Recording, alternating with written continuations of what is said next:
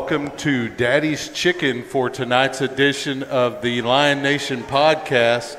I want to shout out all of our sponsors, which does include Daddy's Chicken. Let's get a round of applause for Daddy's Chicken for hosting us once again. We also have other sponsors, Mercy Veterinary, RDZ Roofing. Those are your gold sponsors. We have Raising Cane's, Mechanical Roofing and Exteriors, and 7 Brew Coffee. Those are your silver sponsors. Our bronze sponsors are Texas State Optical, Austin Telco Federal Credit Union, JT Reisdorf with State Farm, Sisk Robb Incorporated. Our Roll Pride sponsor is Plains Capital Bank, and our Lion Pride sponsors are Great American Cookie Company and Marble Slab, Blue Bottom Pools, Toyota of Cedar Park, Leander Orthodontics, Leander Veterinary Clinic, and La Chaparita Meat Market.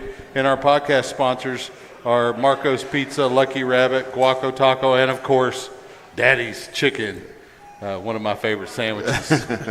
So, Coach, you're coming off a win at home, an exciting win. Sure. Tell us a little bit about the celebration post-game. What was the mood? I mean, I noticed a nice slam dunk by you on the sidelines with about 7 minutes left in the game. Oh, that was something that one of our players, Dominic Carmillo, dreamt up, and a couple of coaches got involved to help them execute. So the kids had some fun on the sideline and asked me to participate. I'm just happy I'm in one piece. How about that? When was the last time you drove it to the rim like that, Coach? Oh, let's see. That would be 1994. 94, okay. That's not that long ago. NJR. That's like almost 30 years. Nah, I take that back. We play a faculty-student basketball game every year, and so we've done that for the last 3 or 4 years, and so it's always a lot of fun. So get to play a little basketball. It's been about a decade, but we broadcast that one time. Oh, did you? We actually came out, set up our equipment, and it got very competitive. I bet it probably got pretty good views. Everybody wanted to see the teachers fall down. Well, the teachers they battled. Yeah, they're very competitive. They don't want to lose. Yeah. Hear about it for the rest of the year. Yeah. Well, it's hard to play against our basketball program. They got good players there. I know last year Coach Bradley's son was a handful for some old guys to handle. He's going to be a handful for Division III opponents over there at St. Edwards now. So let's talk a little bit about the game, Coach. This is probably the most complete performance by your squad since you've been here. Yeah. Top to bottom, offense, defense, special teams. Yeah, there's areas that, we missed some spots and, maybe committed a penalty here or there. But ultimately, overall, it was by far the best performance. So give us your thoughts on that game. Yeah, I mean, it starts just kind of with I think we received the ball first, and so just kind of getting out to a fast start offensively, we were able to establish the line of scrimmage. I think our offensive line did an amazing job of blocking a couple of guys that are pretty good on their defensive front, and then it was a very big deal how our H-backs kind of helped involve us in the run game and some of the ways that they executed. So the run game was really good for us. And then defensively, I think they had one big play to kind of open their offensive series. But I think inside the red zone, holding up and getting a stop was important to kind of keep momentum going. And after that, I think things just kind of snowballed. Offensive line stayed on track, defense stayed secure, and so it was really good. Yeah, we saw a lot of running backs that game, and that O-line was pulling. When they were pulling, they meant business on that one. Yeah, they did. They did an amazing job. And like I said, Liam Gaither and Carson Young, Carson is a sophomore that had to, step in and help us out at that position. Those two dudes at the H-back position did a really good job. That's a tough job to do, and they play really well. Yeah, it's good seeing Liam out there. You started using him a little more now. Yeah, absolutely. He's a versatile kid. He obviously kind of had a couple of big runs a few games ago and has kind of spelled us at running back and has naturally been kind of an H-back for us, but he's very talented. He does good positive plays. I haven't seen a negative play from him this year. No, he's been on top of it. He's played well. So all of your running backs performed well. Obviously, Kamarian Gordon had a career night. Yeah. I think he had 236 yards, I think is what he totaled.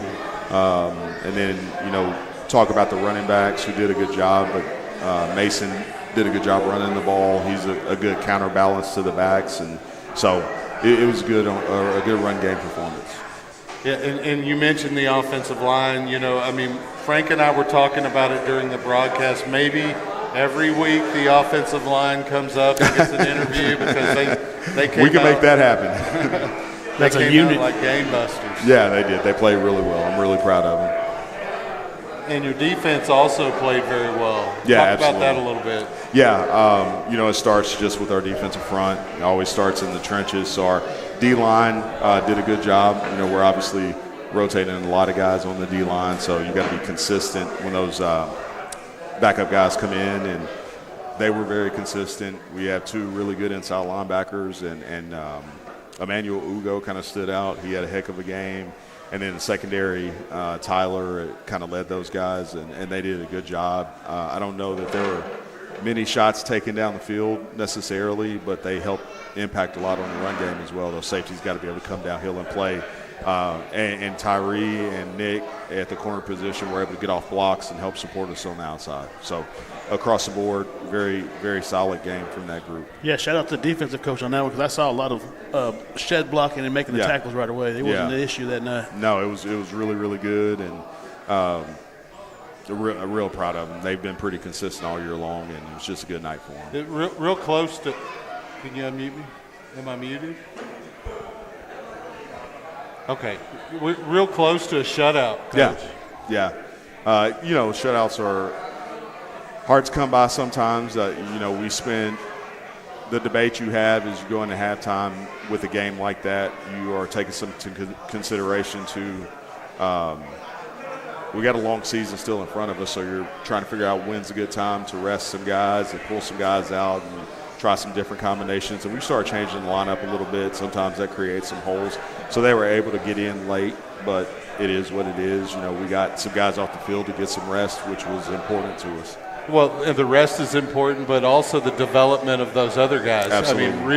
Real-time opportunities to get that experience. It doesn't come very often. Absolutely. Especially in this district. All of the teams are pretty evenly coached. Not to get ahead of ourselves because we got Lake Belton, but, you got a former coordinator at Leander that, has kind of traveled around the state, is now a head coach over there at Eastview, and they're having a season themselves, having knocked down Cedar Park this past weekend. Cedar Park, of course, good year in, year out. And this Lake Belton team is no joke. So give us your thoughts on that Lake Belton offense. Overall, I think their record is 3-3. Yeah. And they're 2-1 in district. 2-1 district, yeah. So give us your thoughts about their offense, because that was kind of where we had a little bit of trouble with them last year. Yeah, offensively, they have some talented athletes. They're very strong at the receiver position. They've rotated a couple of guys in at the quarterback position, so we probably will see 2, maybe even 3 guys that rotate in at that spot. Running back is they're very solid, and their offensive line is very solid, but they're going to make most of their plays trying to throw the ball down the field. And so this is, I think Friday turned out to be a test for, what we can do in the run game. This will be a little bit of a test for what we can do in the pass game. So how do you keep those receivers in front of you as a secondary? Yeah, it's just about reading keys and going back to basics, really. I think the defensive staff does a good job of just teaching, foundational defense about how you read a key, what a key means, and how to respond to a key. And so this is going to be another team that gets in a lot of true spread formations, and those keys are a little bit easier because you don't have a bunch of tight ends or fullbacks to try to influence your keys or anything like that. So some of it will be a little bit easier in terms of reading, but it's going to be about how we respond and react and close down to receivers and play the ball in the air. So is pressure going to be a key? Because, that's one of the things that I noticed this past week, and really even in the Glenn game, when there was pressure, positive things happen. You didn't even have to get to the quarterback. Yeah. But you cause an errant throw or cause them to tuck the ball and run. Sometimes, they pick up a first down or something, Sure. but you'd rather that quarterback tuck it and run than find a guy 20 yards down the seam. Yeah, it's when you're bringing pressure, it's important to understand how you're bringing pressure and your rush lanes and where everybody's supposed to be to secure that quarterback from getting out of the pocket and those things. And, pressures can sometimes be 50-50 depending on how good the receivers are, because you're going to end up in a lot of man-to-man coverage when you bring pressure. So I think athletically we match up pretty well. And so, if we get in situations where we want to be in man and bring some pressure, I think we will be okay. So can we expect a lot of tunnel screens out of Lake Belton? And They do have a screen game. I think that's just kind of built into every offense now, whether you're true spread or. Well, if you're getting a lot of pressure, yeah, it's one of your only options. Absolutely. And so, you're going to see some screens on the exterior and interior. So, like I said, being a pretty basic spread team, you're going to get some of those general concepts that all spread teams bring. Well, and it's the same concept for those linebackers as it is those corners. It's a read. Yeah. They got to make that read. And for the defensive linemen, the defensive linemen have to understand that when an O lineman who's been blocking you all night long lets you go clean and free, something's probably up. So you got to redirect and retrace and find where that screen is going. So it's a team effort to stop screens. So you coach them to look for the screen back or the screen receiver? So it depends on kind of what side of the ball horizontally, what side of the ball you're on. You're attacking and you're bringing pressure, but if those linemen throw you, release you, give you an easy pass to get to the quarterback, you're going to redirect and get your eyes typically to the outside, because that's where the screen is coming from most of the time. So, yeah. And that's not an easy thing to do, because when you get a free path to the quarterback, what is your urge to go You want to get that guy. Right. And they're usually fast. Yeah, and they absolutely. usually know you're coming in that situation. Sure. So special teams, we've been able to kick some pretty long field goals, but we've also had a little bit of trouble in the wind, especially. The last couple of weeks there was a little bit of wind, crosswind. Do you expect that to come into play? Our return game is really can be very deadly. Sure. But teams don't tend to not want to kick it to us. Yeah. As well as our kickoff return team has played this year, we thought by this time of the year that we get a lot more pooch kicks and things like that, but we've still had teams kind of kicking it deep to us, and so Coach McClain does a good job with that unit. As far as our field goal team, it's always going to be something that you need to be effective, and we've got a great kicker. He was kicker for us last year, still got time on his clock, so if we're not afraid to take an opportunity to kick a field goal if it's necessary. We got a lot of faith in him. So what is your philosophy on fourth and short, those situations when you're kind of in the in-between, where the field goal's kind of long, maybe there's a wind in your face, 4th and 5, are you pooch punting it, or are you going for it there? So depends on how the defense is playing. Coach Britton, our quarterback, discovered it today. Coach Britton carries a binder with football analytics in it. Right. And it basically has all the situational all the situations. You do on 4th and 3. Yeah, and so we do refer to that a lot. It's not always what we call based on, but he kind of starts every drive with me telling me, hey, if you get to 4th and 2, we should go for it. That's statistically the best opportunity to go for it. And what that does for me is on 3rd down, it might change my play call. If it's 3rd and 7, instead of trying to rush a pass, if I know I have to get to 4th and 2 and it's a safe time to go for it, then now we can mix in the run still and give us another opportunity to catch them in a pass defense and maybe hit something big. And so we lean on that a little bit, and then we just kind of lean on the flow of the game. If our defense is playing well, then we take more chances. Yeah, I would have been going for it on 4th down a lot on Friday. Yeah, absolutely. If they've been on the field a lot and they may be a little fatigued, then we try to eat up as much clock as we can before we snap the ball. So all of that stuff is, plays a role in the decision making. Right. Yeah.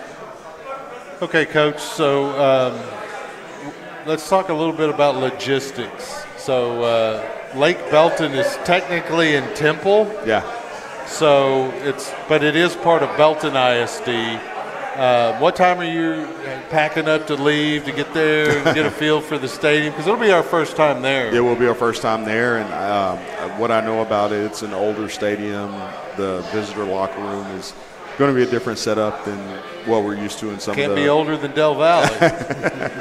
Well, Del Valley, believe it or not, once you got inside to their new facility, was actually pretty nice. They blocked us into a small area, but it was suitable, and I'm not sure what Belton's going to look like. So we typically try to get to our location by about 4:30 so that we give the kids a chance to walk the field.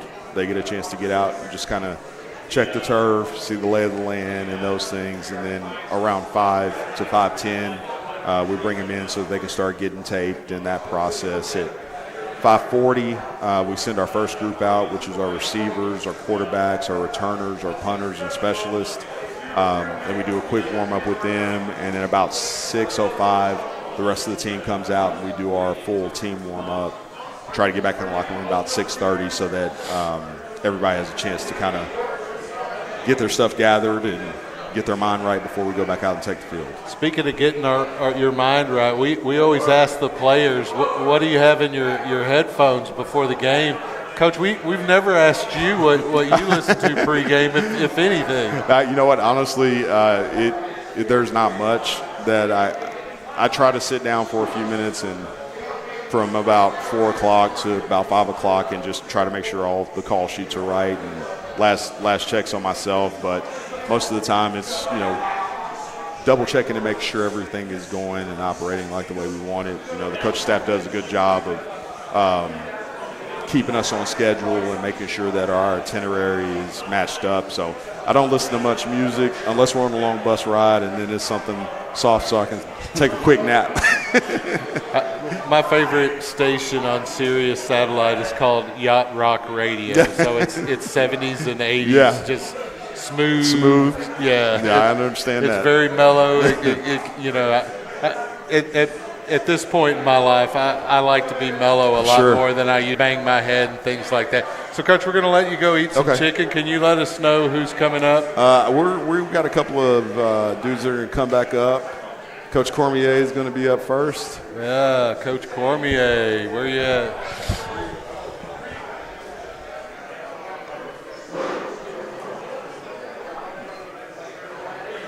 All right, let's do this again. Get you a little mulligan on this one. How's it going? Good. Are you a golfer, Coach? Dude, good to see you. Are you a golfer? No, I am not. So are you unfamiliar with the term mulligan? I know what a mulligan is, yes. So that's what we're doing here tonight. So nice. we had some settings issues on the broadcast previously, so hopefully you had time to share a link out to family members so they can see you be interviewed here this evening. So let's pretend like we never had that interview, okay? We'll just act like this is the first time we're meeting you. So my understanding is you came from a local LISD school. Yes, I worked at Vandegrift for a few months before coming to Leander. It's not in any coaching capacity. I was there as an instructional assistant for their special education program. So I was there substituting for a while, and then I got hired on full time towards the into April, beginning of May, around that time frame. Then I finished out the school year with them. So you were an athlete in your youth? Yes, yeah. I played football and basketball in high school, and those were really the only two sports I played at the higher level. I played baseball when I was a little kid, but nothing past like the age of 10, like fifth grade was the last year I played Little League. Yeah. Sorry, Juan, turn my audio. It's that little box. So how y'all incorporating that 5-day weekend y'all have with the game plan this week? There you go. Sorry, one more time. How y'all incorporating that 5-day weekend that y'all have with the game plan this week? 5-day weekend. Well, it's not going to be too different from what I understand. We're going to try to just show up and get our work done. The timing might be a little different as far as when we're on the field and when we're practicing. But game day, we're going to try to keep it as normal as possible so the kids don't get too far out of their routine.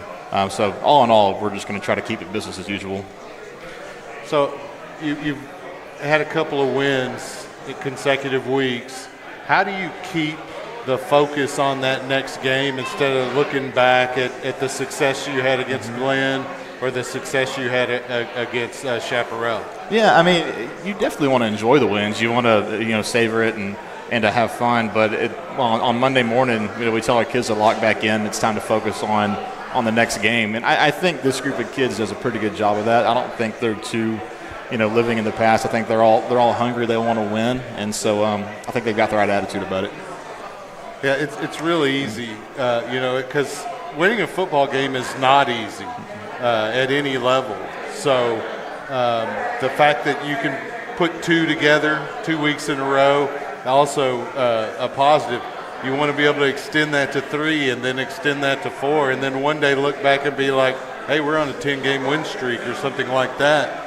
Mm-hmm. What are your how do you motivate guys and how do you encourage them to celebrate that prior win, but also, are there little tricks that you do? Pat them on the back, but let's keep focused. Yeah, to be honest, I think the entire coaching staff does a good job of keeping these kids on the right track and keeping them focused. Whenever they do a good job, we tell them good job. We give them a pat on the helmet, and if there's something we can correct, we'll try to let them know.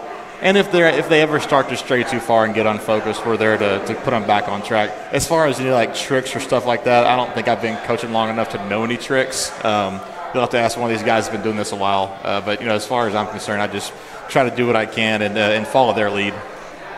So I know we talked to you previously, but we're acting like this is new.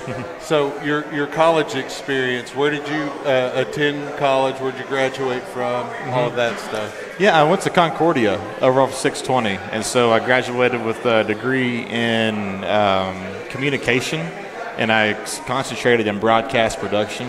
And I wanted to do I actually wanted to do sports media when I was in college. It was a really cool field, and I actually got into one of my first jobs outside of college was with a company called Vipe Media. Yeah, and I work with Vipe. Yeah, of course. Yeah, so Chuck Licata and those guys. Yeah, I was working with him and Merle, and I was covering games. I think we did the Anderson my first year, and then I got moved over to Elgin. I did their games for a couple of years, and so it was a lot of fun.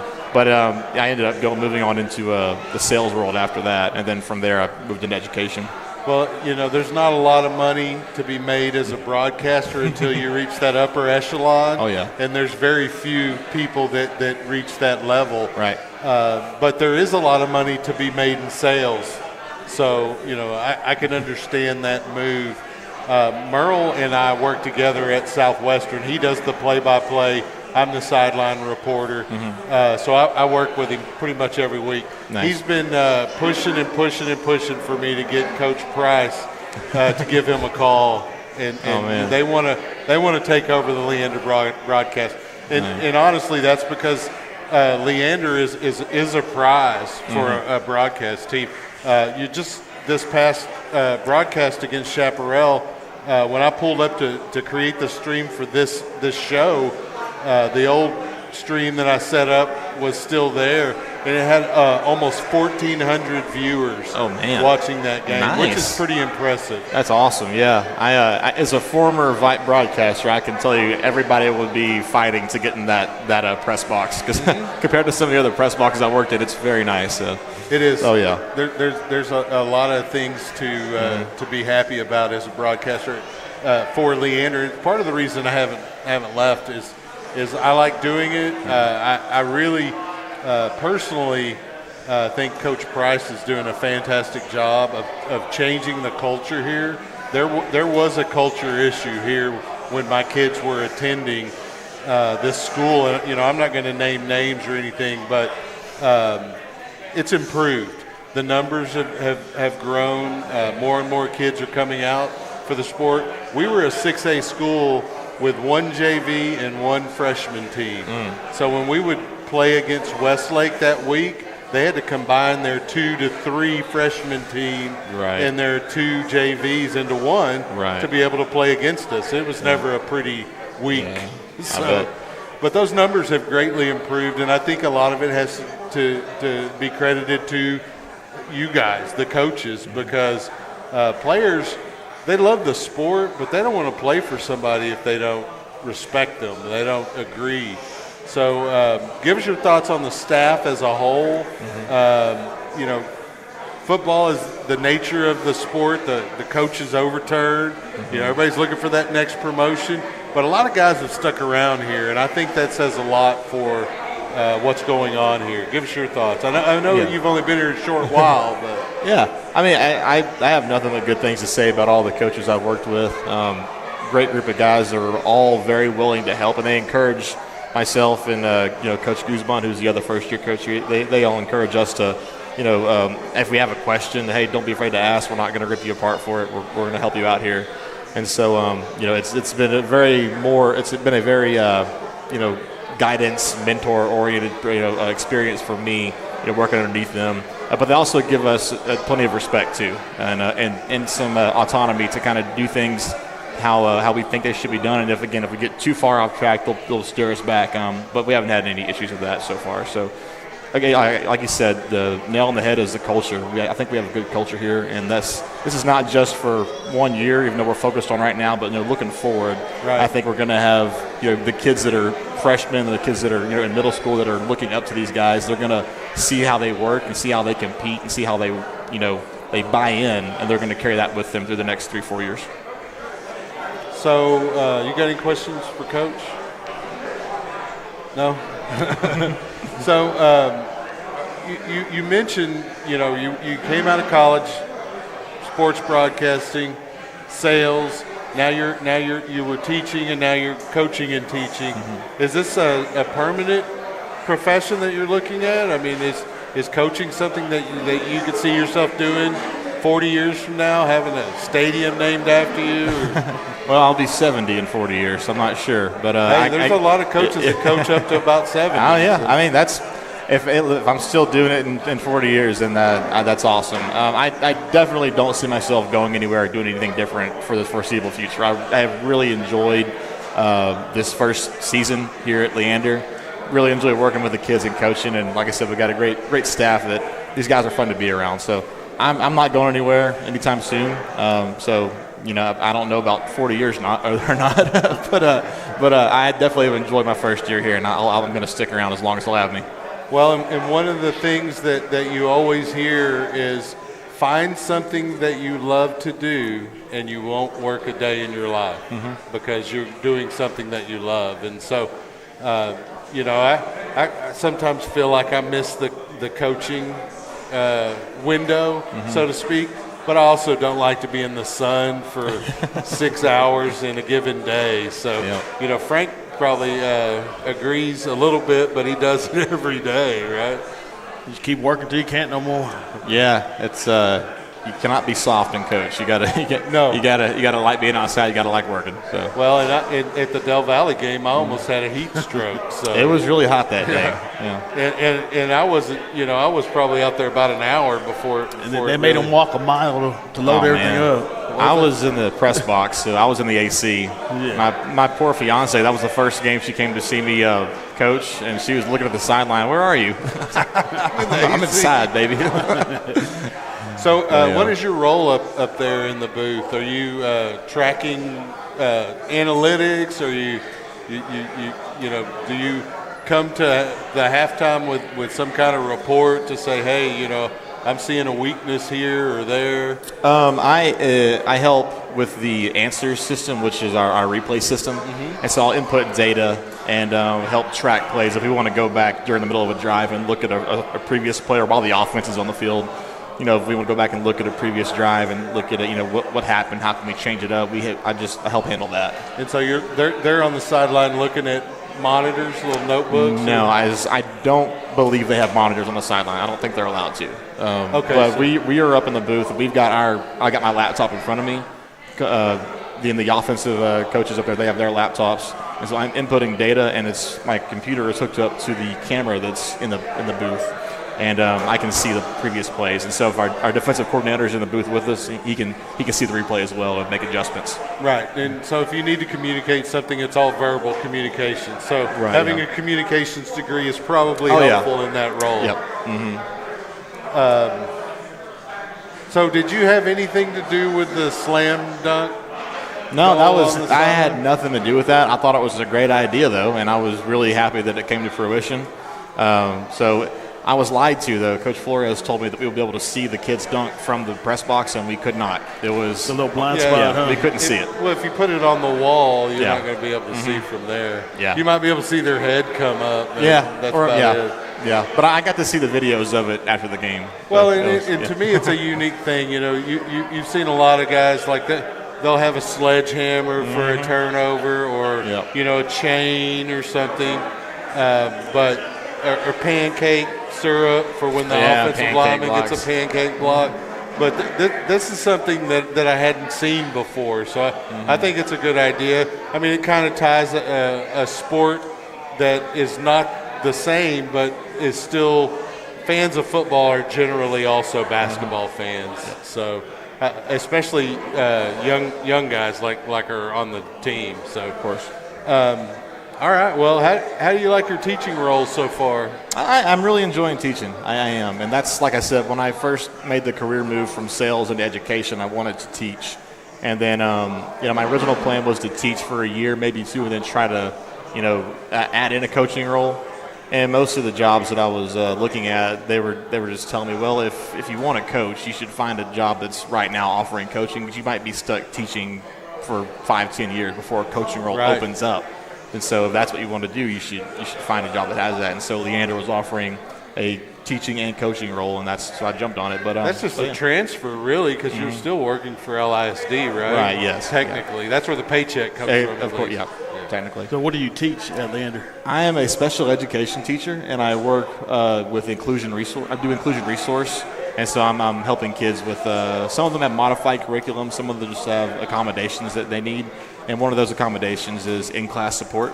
So I'm in there with the classroom teacher giving added support to some of the kids in the classroom. So you got seniors that you're helping along? I'm not in any senior classrooms. Actually, the 4 classes that I have are freshman classes.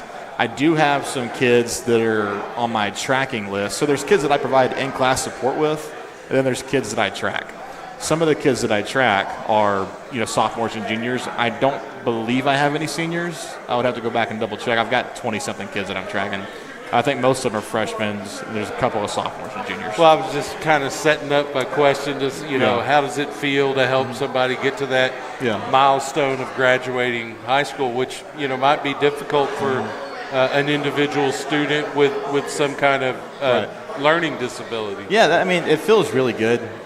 There's plenty of kids that don't need any help at all. They can just go to school, pass all their tests, pass all their grades, and they're bored. Mm-hmm. There's some kids that, whether it's dyslexia or maybe an attention problem, there's something that's keeping them from getting the grades they need to graduate. And so knowing that I can provide some support for them and give them a plan, really, it's all about structure, like laying out their goals. And this is what I want you to do this week. This is how I want you to perform this next 6 weeks.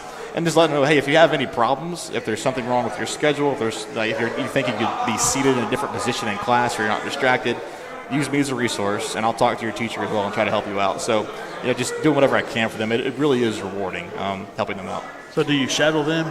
Like throughout the day, do you just pop in on them on class and check on them? Or? No, I'll check on them. I'll send the kids emails. I'm also in communication with their parents, too. If their parents have a question, I'll answer it the best I can. Each kid that I track has a meeting once a year, an annual ARD, which stands for Annual Readiness or Annual Review and Dismissal. That's our meeting, and that's where we go over all their accommodations, any modifications they might have to their curriculum, and their goals for the year. So, that's very interesting, and definitely a service that's needed in our community and really nationwide. I mean, we've seen an increase in childhood, disabilities, whether it's autism ADHD, ADD. Those are things that are real that people have to deal with on a regular basis. And my next question was going to be, but you answered it already, the parents. So, parents, especially parents who kind of feel their kid has got some special need, can be quite protective. So is that difficult to navigate as a special ed teacher? Yeah, I mean, I'm still kind of working through it. I haven't had any problems so far. Most of the parents just want the best thing for their kids. And I think as long as they're aware and they know that we're all on the same team, myself, the administration, the classroom teacher, we all want the kid. We all have the same goal. Right. As long as they know and understand that, I think everything's going to be pretty smooth. And if there is a problem, if there is any friction, I'm one of the first people that the parents are going to talk to. So, and I hate to compare it to sales, but when you're the point of contact for a customer, yes. you're the first person that gets yelled at if something goes wrong. Oh, yeah. And so I haven't had that happen yet. Fingers crossed, knock on wood. But if it does, I'll be ready. I've had experience with getting yelled at for stuff. So, well, I'll be I fine. can just tell you it is going to happen at some point. I mean, parents are, they're like you said, they're all they want is their child to succeed, and there's going to be a time when you've got to manage that as well. So I think you're doing a great job from what I hear, and I want to thank you for coming back up and joining us. Wouldn't miss it. Thanks, Coach. Appreciate your patience with the kids. Making you come up here twice. Oh no, wouldn't have missed it, guys. I had a blast. You just hand that headset to him because that way the mic doesn't bang against the table. Okay, Coach, who do we got next? Are we going to do the award first? Let's do the award. Who's the winner? Who's the Hype Beast winner this week? Oh, the Hype Beast winner goes to a player that got everybody real excited by how he performed. He plays one of those positions that doesn't necessarily get his name called a ton, although he's been flexible this year. But the way he performed in our run game, he certainly got me hyped. Liam Gaither. All right, there you go, big Liam. Liam Gaither. Liam, come on up.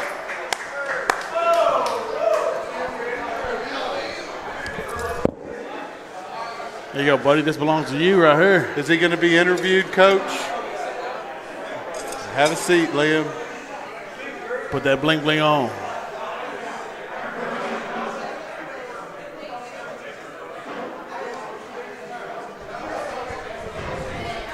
You've been quite the dark horse lately. Yes, sir. So how are you today? Good. How are you? Doing well. It's nice to meet you. So how you like playing H-back? It's awesome. I get to do everything. I get to run, pass, catch. Yeah, it's pretty awesome. You've been doing And pretty block. good at it. Yes, and block, of course. Probably do more blocking than anything, huh? Yeah. So do you like blocking from that position? Yes, it gives me a good angle. On the line is all right, but I get to block like the outside backers, so they're more my size, not bigger than me. Not 300 pounds? Yeah. Yeah. So do you know that all of those blocks are setting up your block and release for that wide open pass in the flat, which I know you're waiting on it. Yeah. You're just waiting for that play call. What is the play call? It'd be H2. H2. So when you hear that in the huddle, you get a little excited. Butterflies going. Yeah. So you've been performing pretty well of late. You got to even play a little bit of tailback, right? Yep. Yes, sir. So do you like that better, or do you like playing H-back better? I mean, it's a different position. I mean, Yeah. both carry the football, but I'd say H-back because it's more versatile. Yeah. well, and from that tailback position, every defender on the defense is eyeing that tailback. So Yeah. at least at the very beginning of the play. Not so much the H-back. You only have, maybe one or two guys kind of keeping an eye on you initially. Yes, sir. So it allows you to kind of sneak up on them, in my Yes. opinion. So have you played some defense too, right? I did go in at linebacker late in the game, yeah. Okay, I thought you had gotten a tackle in late in the game. Is that Yeah. right? I don't think I got a tackle. You weren't in on the tackle? No. Okay. Well, maybe we just miscredited that tackle to you. I'll take I it. think you I'll take it. got your name called at least. So So talk about the offense as a unit. How we spent some time with the offensive linemen, and they're kind of their own little unit, but they're part of a greater unit, the offense. How does the backs get together? I mean, do y'all hang out? How does that work? So we're all very close. Obviously, I have a big role for them, me and Dom, blocking for them. So we kind of have a good relationship. Like, we both do stuff for each other. Yeah. Do y'all have positional meetings? Not really. We get together. So that's really when we meet. Just get together for camaraderie sake, or just to hang? Yep. Yes, sir. So, do you have plans beyond high school? Yeah, I plan to go to college. Probably Arkansas. University of Arkansas. You're gonna be a hog. Pick Suey. There you go. Yeah. Well, are you have a particular field of study that you're going to be pursuing when you're at Arkansas? Yes, sir. I applied for business finance. They have a very good business school there, and their campus is really nice. The one problem with it's in the state of Arkansas. Yeah, it's kind of the only thing there. Well, it's in a pretty part of the state, though. Yes. And I should probably admit to it. My wife was born in Arkansas, so I always give Arkansas a hard time. That plus I'm a Longhorn fan, and most Arkansas fans can't stand the Longhorns. So, and I'm sure you're a part of that group as well. Yes. So have you been to any live Arkansas games? I have not. I did tour it, but that was during the summer, so there was no games going on. I think Arkansas plays Texas here this year. You might be able to. Yeah. You might be able to finagle a ticket and at least see them here in Austin. That was pretty awesome. It's probably going to be a pretty good game. The Longhorns are down just a smidge, and Arkansas is about where they're normally at. So you're looking at business, finance. Are you interested in the stock market? Are you looking to work for corporations? Are you looking to work for individuals to help them plan retirement? Or I'm not sure about the very specific stuff, but I just know that stocks, business. Well, there's a ton of money to be made in finance, but you have to demonstrate some success, whether it's in investments or whatever. Another option is realty for finance folks. I mean, you can package development deals and things like that, and you're getting a percentage off the top, and you're talking 6 and 7 figure deals that you can get involved in, and you'd be hauling in some big checks once those get done. Now, granted, you have to do a lot of work to get it there, but it was certainly worth it. There's a couple of players whose parents are in finance. I'll talk to you after the podcast. They're on the baseball team, but I'll talk to you about it after the broadcast, because they might be looking for somebody to intern during the summer while you're waiting to go to Arkansas, and it doesn't hurt to start doing that kind of stuff now. So let's back up from college and talk about your high school experience. What is your favorite or who is your favorite teacher? Favorite teacher is probably Coach Martin.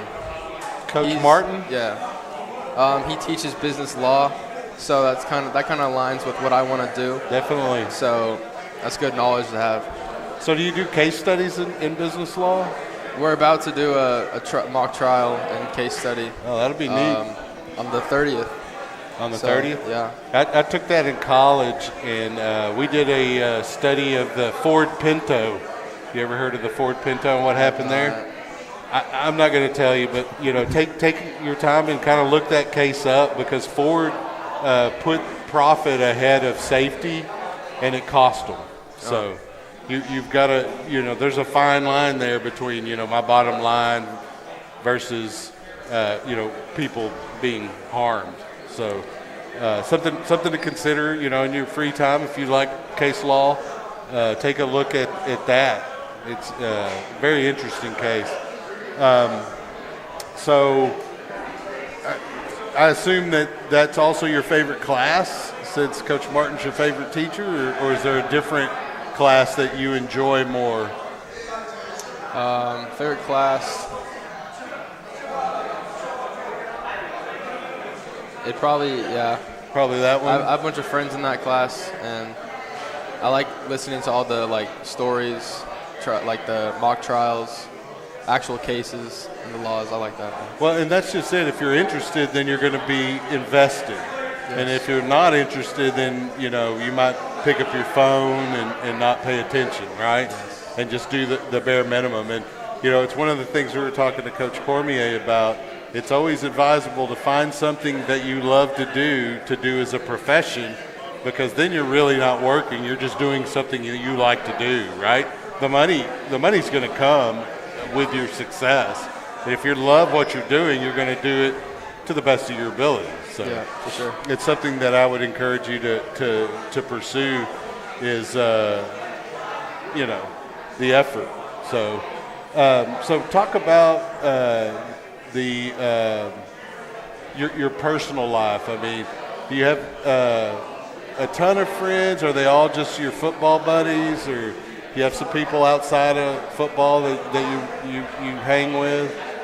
Yeah, I've got my main friends. 2 of them play football, 2 of them don't. We used to all play football, but they stopped. Yeah, it happens. Some people aren't cut out for it. We've been friends since elementary school, so it's good to keep that going. Those are the guys you're going to be friends with for your whole life. Yeah. You may not see them for 6 months or a year, but when you do see them, it'll be just like you saw them yesterday. Yeah. There's something special about those long-term relationships. So, do what you can to maintain them, and don't be the reason that they break up. So. Yeah. What schools did you go to? What elementary, middle school?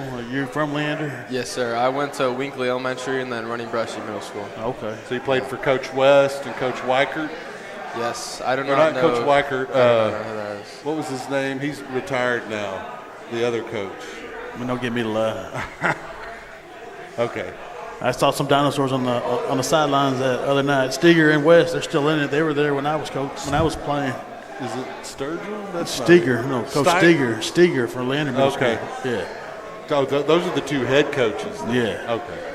Yeah, that's a pretty good gig as the middle school head coach. You come down on Friday night and you get to stand on the sidelines and see all the guys you coached a few years ago performing at the high school level. So do you say anything to Coach West on the sideline when you walk by? Hey, Coach? Or? Sometimes, yeah. But I'm just focused on the game sometimes. Mostly focused on as you should. The last thing you want to be is the guy standing on the sideline when your unit goes out on the field and there's only 10 guys on the field because you're busy talking to your old coach, right? That happened to me last year. So. It did, so you learned. I learned. Yeah, as long as it only happens to you once, I think you're okay, because that means you learned from the experience. So I think we've covered everything except for your pregame ritual. What do you do pregame? What do you do game day when you wake up? Is there a particular breakfast that you want to eat that day? Do you get up a little bit later or a little bit earlier? How does that look? What do you listen to? Throughout the day, probably I probably have eggs, bacon, like a good breakfast. School, you can't really do much in school without the phones, like music-wise. Locker room, whatever's playing.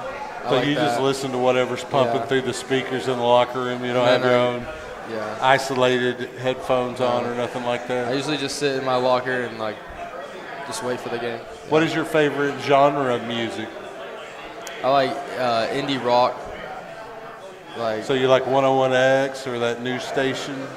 I like Red Hot Chili Peppers. Yeah, I've seen them in concert. I like them a lot. They're pretty good live if you've never seen them. I have not, no. Yeah, I don't know if they're still good. When I saw them, it was 1993, so they've been around a long time. I was in high school when they put their first album out. Before you were born. Yeah. So you like Fish and stuff like that? You like you heard of Fish? Yeah. I mean, they're still kind of funky, like the Chili Peppers a little bit. Yes, sir. I mean, I've heard about one song of them, but yeah, I'm they're not pretty familiar. old. Yeah. What about Fishbone? You like Fishbone? I haven't heard of them, no. Check them out. Okay, I will. You'll like them. If you like the Chili Peppers, you'll like Fishbone. And they're old. I mean, they're quasi-punk funk. So I'll just leave it at that, and you can check them out. But you'll probably recognize a couple of their songs because they've been covered by more popular bands. Okay. So, anything else? You got anybody you want to shout out? You know, girlfriend, somebody? I guess I shout out my mom and then like other H-backs, Dom and then Carson over there. Yep. That it? Sophomore. Yeah, that's it. So, real quick before we let you go, when do you plan on heading to Arkansas? Are you going to go in the summer, or are you going to wait until the fall? I'll probably wait till the fall to enroll. Yeah. Okay. Did you get any classes in while you were in high school? So you're that much further along? Yes, I have math credit and then working on a economics credit. So you'll be into your freshman year when you start. 6 Yes, sir. hours? Yeah. Okay. Well, you only have probably 114 more to go. So Yeah. it's all right. It'll go by fast. Believe me, it goes by fast. Well, it was very nice to talk to you, Liam. Thank you. Liam, I Good appreciate job, Liam. your Keep time. it up. Thank you. Yeah, if you'll just hand that headset to Frank. And, Coach, who we got next? The headhunter over here.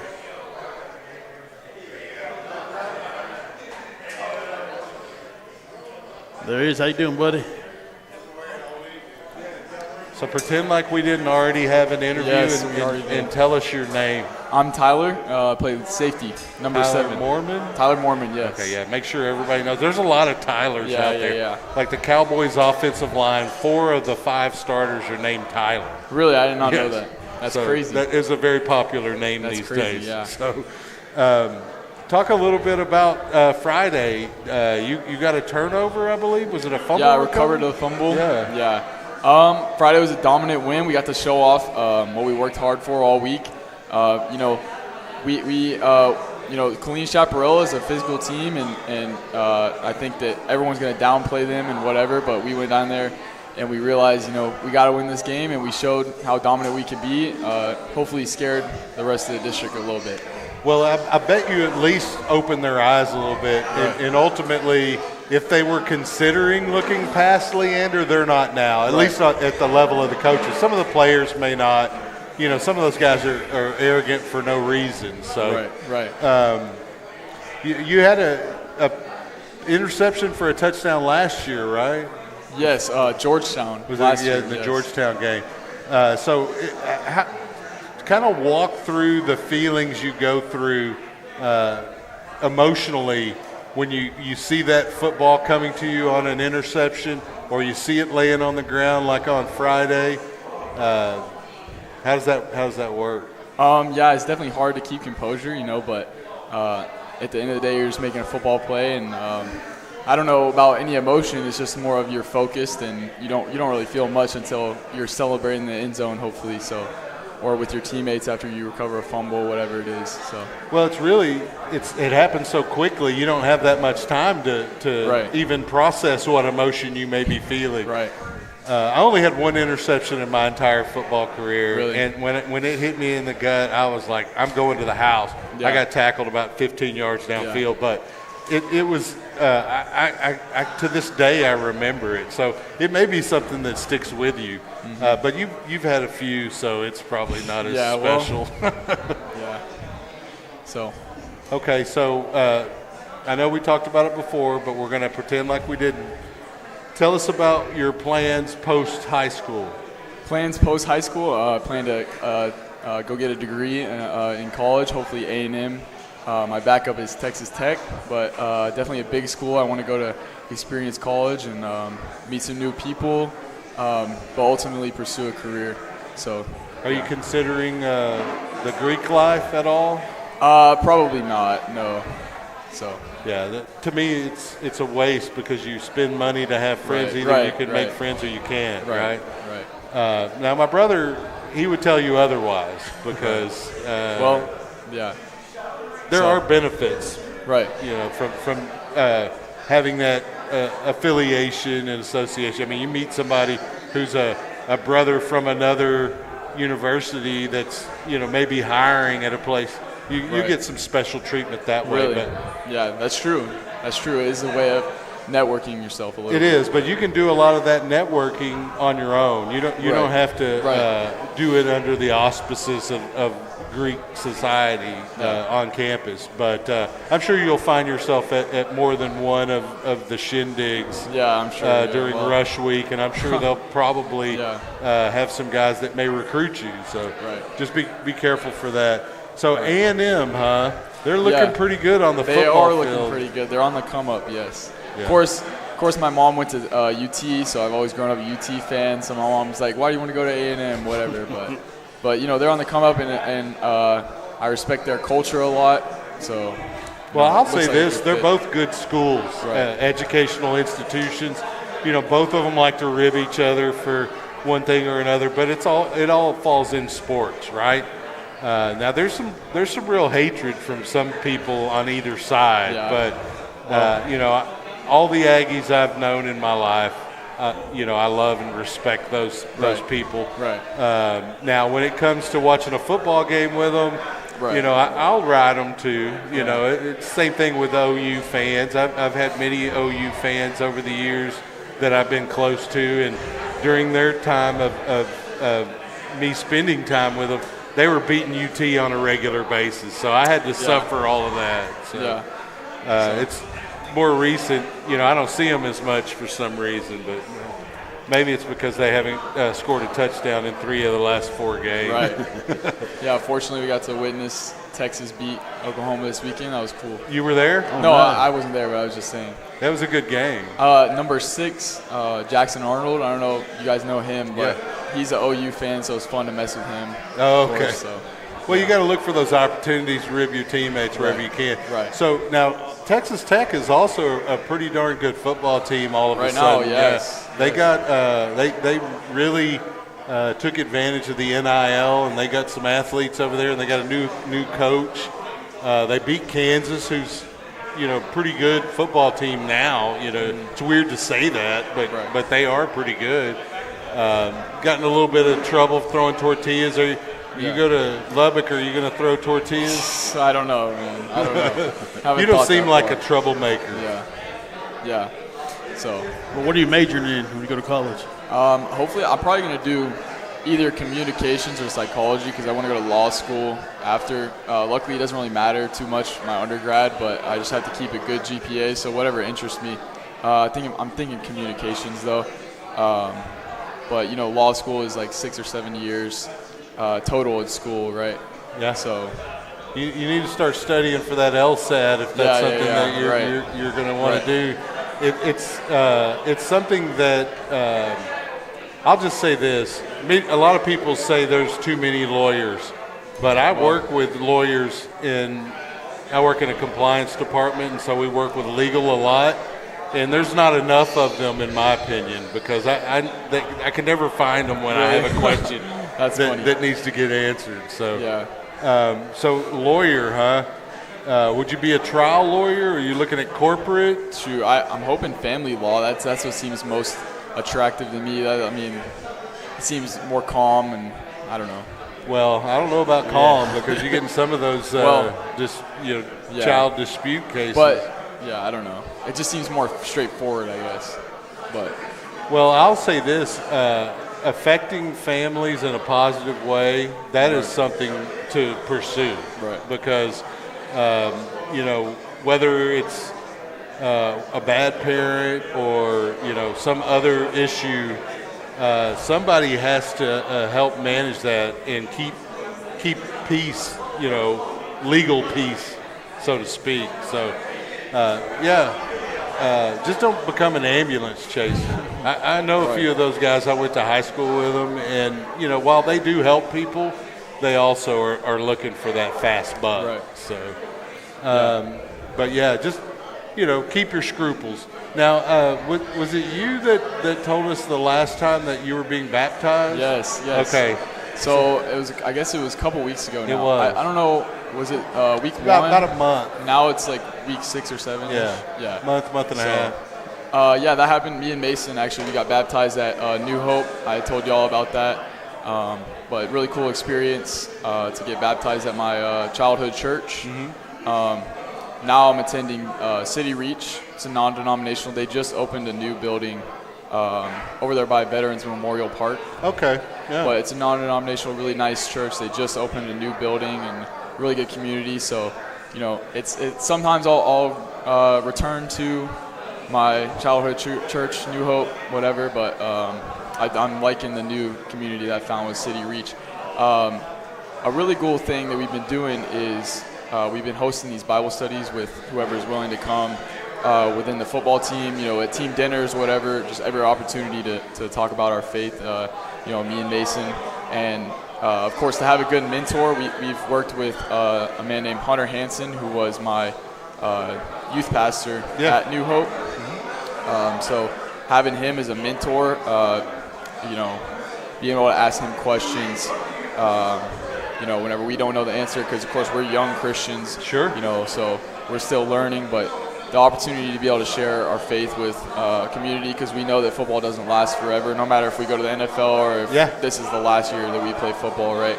But getting to do that has been super awesome and super impactful, at least to me, and I hope to some of my teammates and brothers.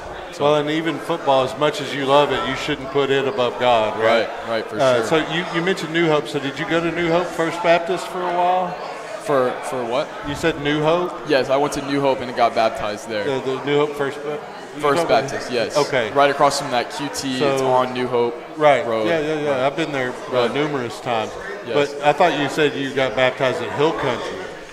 No, I got baptized at New Hope, and now I'm attending City Reach. Which was part of Hill Country? No, it's right next to Hill Country. Okay. That's commonly confused, or it was. They just recently, just this last Sunday was their first Sunday in a new building. They built a new building. So you're not on Leander Drive anymore? Because my church is right there on Leander Drive. What church is that? It's Calvary Chapel, Leander. I don't think I've heard of that. Huh. It was right next door to New Hope. Yeah, I think you not mentioned New Hope, Hill Country.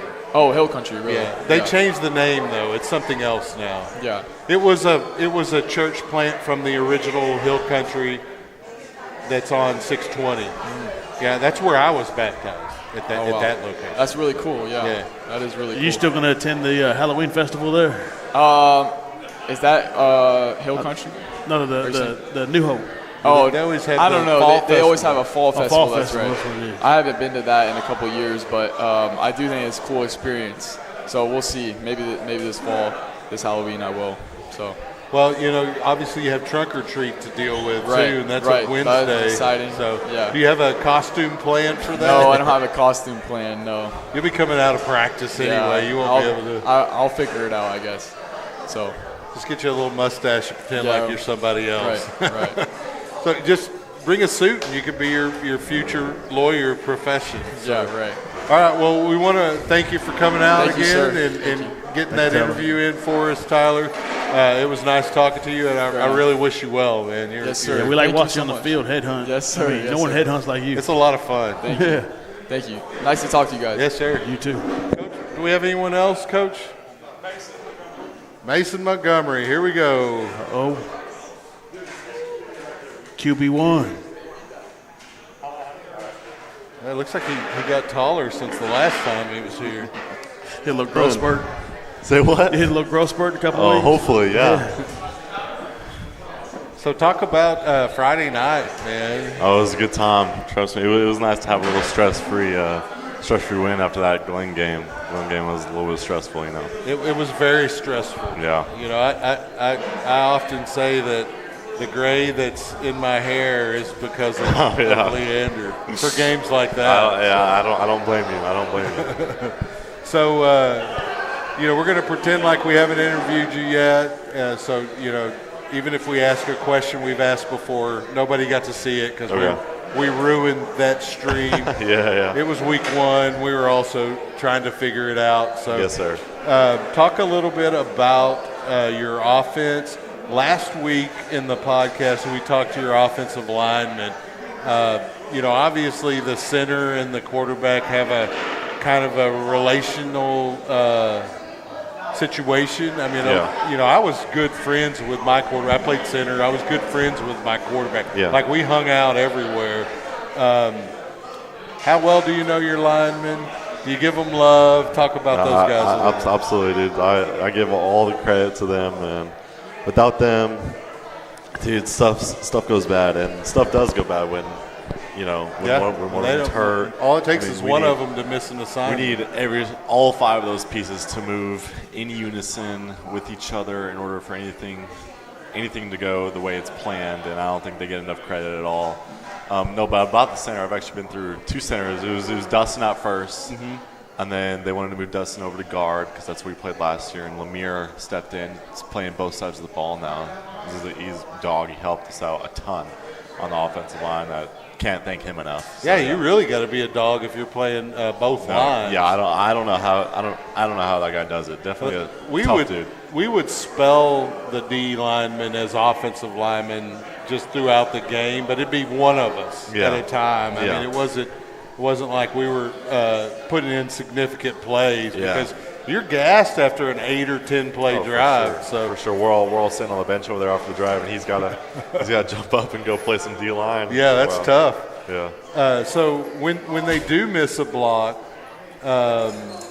you're able to a lot of times make something happen, and we saw a little bit of that on Friday. We saw a little bit of it in the Glenn game, really just throughout the season. When they flush you out, are you automatically thinking run, or are you looking downfield? So earlier in the season, when I would get flushed out, I'd kind of keep my eyes down much longer than now. But now that we've been kind of going throughout, I've been slowly transitioning. Like, hey, I get flushed out. Like, let's go. A little sense of urgency. Like, dude, I think I can go ahead and pick up like a lot more yards than maybe if I would have thrown it. I mean, obviously, I'm looking down and feel like, hey, if there's a dude wide open, go ahead and sling it. But there's definitely a lot more sense of urgency when I get flushed out now. I'm kind of turn on the jets for sure. Yeah, you seem to process things pretty quickly. Just watching quarterbacks over the years, sometimes that pressure will come and they'll immediately just be like, I'm going to get what I can. I'm trying to get back to the line of scrimmage.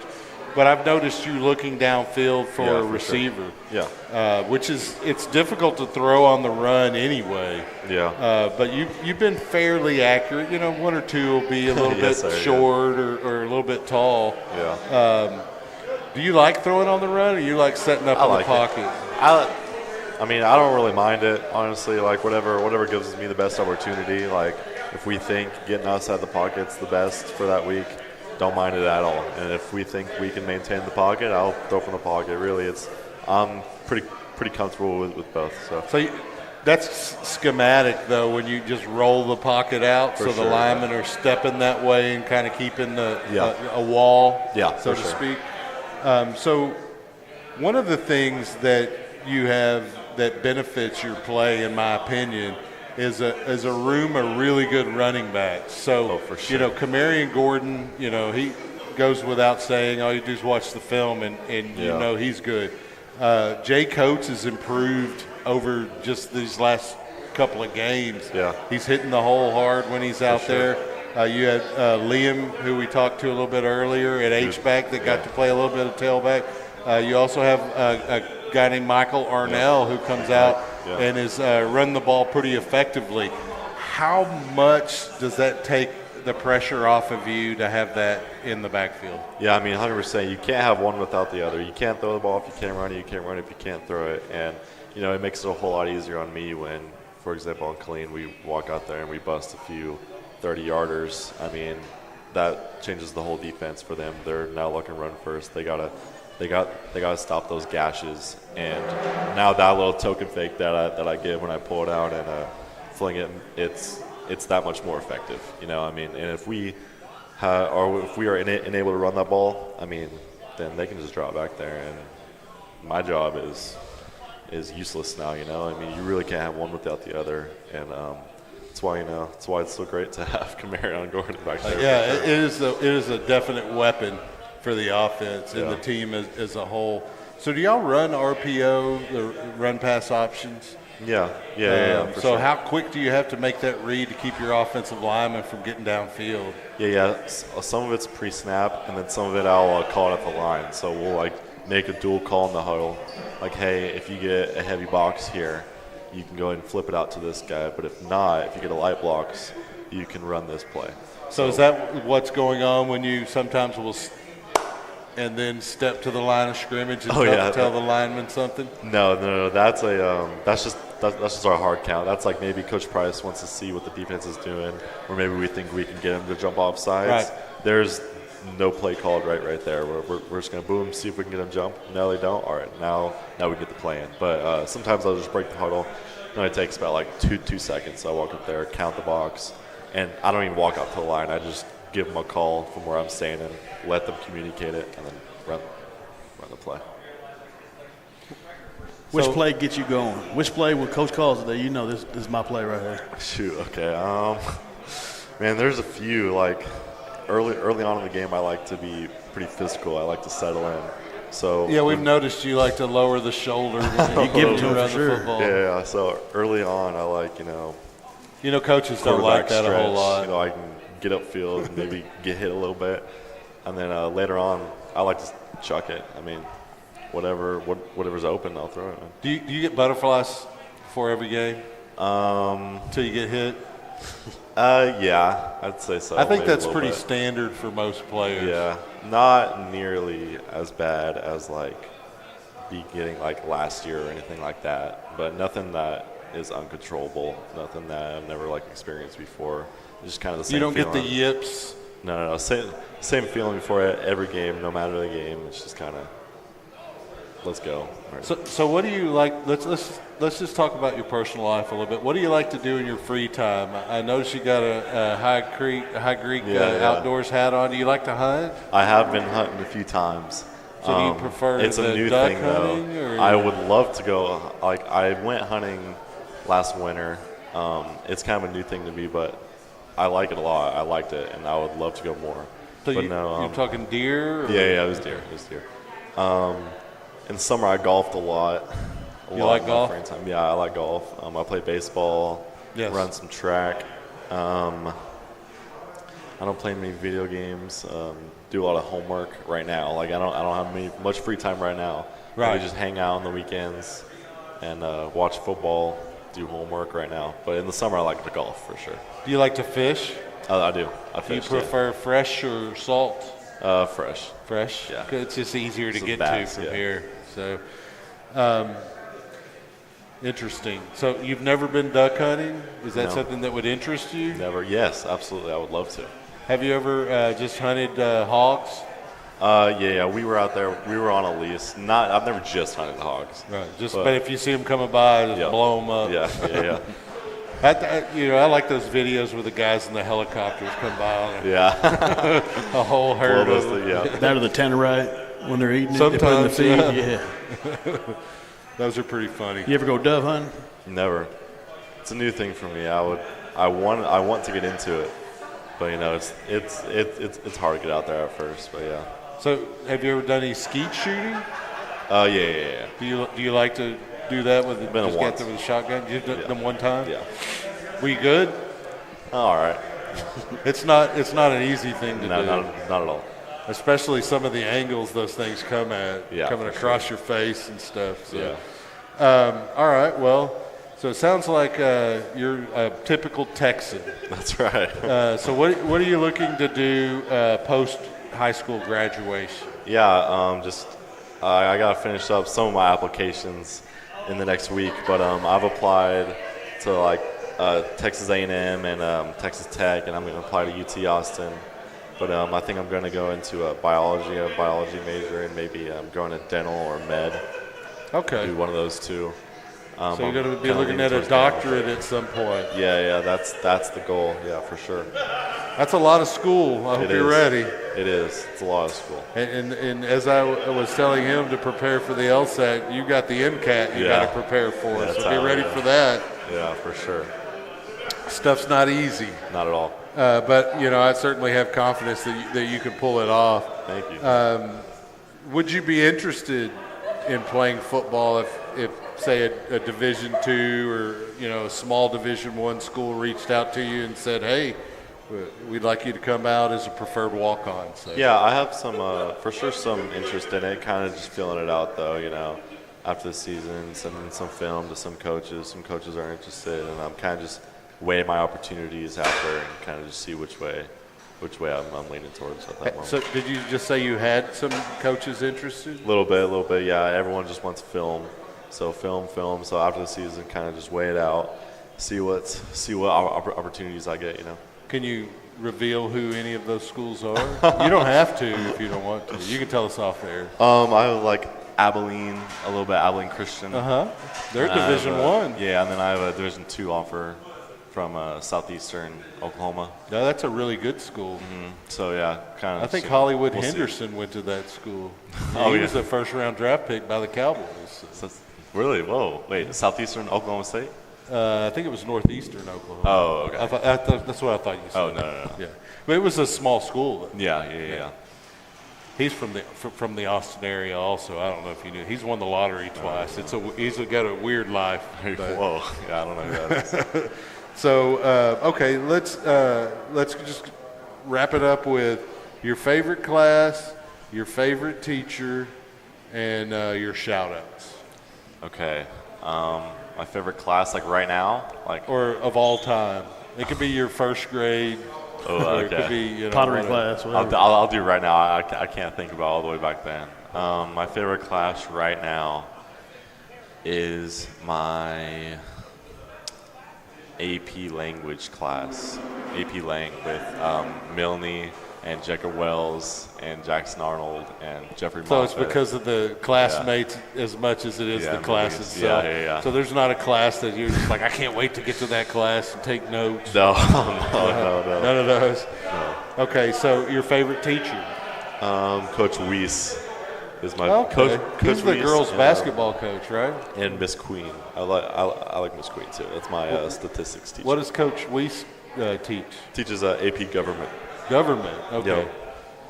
Would you be interested in pursuing elected office one day? No, not for me. No. I don't blame you for that at all. And then shout-outs. I like to shout out my mom. I like to shout out my offensive line. I like to shout out my Lord Jesus Christ. I like to shout out y'all too. Thank you for keeping up with us all the time. I really appreciate that. I appreciate watching the live streams back, listening to y'all. I like it. And I like to shout out all my coaches and the whole defense and the whole team. Awesome. Well, yeah. Mason, I see you got a battle scar in your hand. Make sure you yeah. get that covered up before for sure. Friday, and good luck against Lake Belton. Appreciate it, y'all. Go get them. And Thanks. So that'll be it for tonight's podcast. Make sure you tune in on Friday for the Lake Belton game. The Lions travel to Temple to take on the Lake Belton Broncos, I believe is their name. And so it should be a good game. They have a good offense, but this line defense is playing well. So we'll see about it. We'll say go Lions and roll Pride. Go Lions. Good night.